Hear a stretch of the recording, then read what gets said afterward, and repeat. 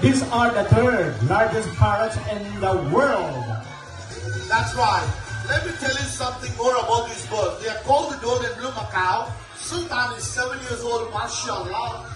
Fatima, she is 6 years old. And I am 5 years old. Where? Mentality. Okay, camera's ready, but no flashlights, alright?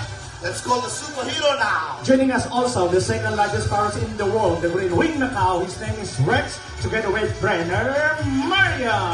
How does it feel to walk on a Tuesday? We get a W. What's W? That is work. What is E? Energy. What is L? Love. We got a C. On Christmas Day. All right. Oh, time no OMG. coming. Mama, put them together. One says, Welcome everybody. Yeah, Habibi. The honor. One more. Yes, salam. Thank you, Mariam, for the big welcome. And thank you, big boy, Mr. Rex.